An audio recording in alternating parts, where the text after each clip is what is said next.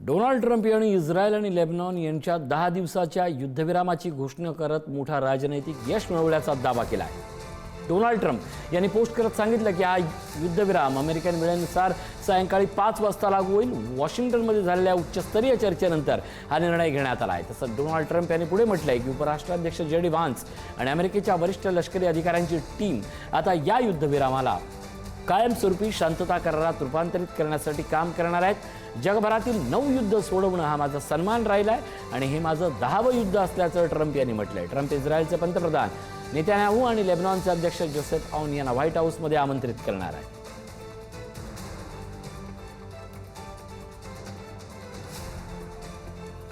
निवृत्त लष्करी अधिकारी सतीश ढगेसर आपल्यासोबत जोडले जात आहेत। ढगेसर, डोनाल्ड ट्रम्प यांच्याकडून युद्धविरामाची मोठी घोषणा झाली आहे। इस्रायल लेबनॉन यांच्या दरम्यान 10 दिवसाच्या युद्धविरामाची घोषणा आहे। हा निर्णय काय आहे, वास्तव काय आहे आणि याचे परिणाम काय?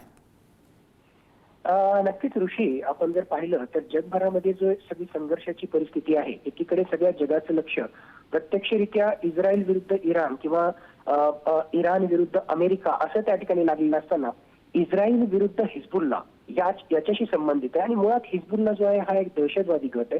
त्याचं मूळ स्थान जे आहे ते याच लेबनन देशामध्ये त्या ठिकाणी असल्यामुळे जरी लेबननमध्ये हे हिजबुल्लाचे दहशतवादी त्या ठिकाणी असले तरी मुळात इराणचा जो आहे मोठ्या प्रमाणामध्ये फंडिंग त्याचबरोबर शस्त्रास्त्र पुरवठा त्या ठिकाणी आहे। आणि म्हणून या इस्रायल आणि हिजबुल्ला यांच्यामध्ये अशा प्रकारची चर्चा किंवा यांच्यामधला संघर्ष कमी होणं अपेक्षित होतं, पण तसं न होता लेबननचं सरकार आणि इस्रायल यांच्यामध्ये चर्चा होती। म्हणजे पहिला प्रश्न तर इथंच आहे की खरोखरच लेबननच्या सरकारच्या हातामध्ये नाही म्हणूनच हिजबुल्ला जो आहे एवढा आक्रमक किंवा एवढा जो आहे त्यांच्या गैरजोर त्या ठिकाणी झालेला आहे आणि म्हणूनच इस्रायल जो आहे लेबननमध्ये घुसून अशा प्रकारची कारवाई करतोय।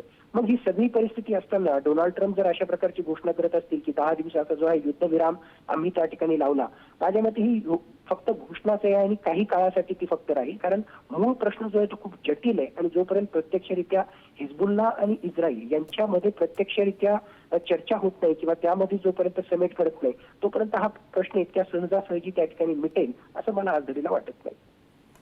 नक्कीच धन्यवाद सर या सगळ्या अपडेटबद्दल।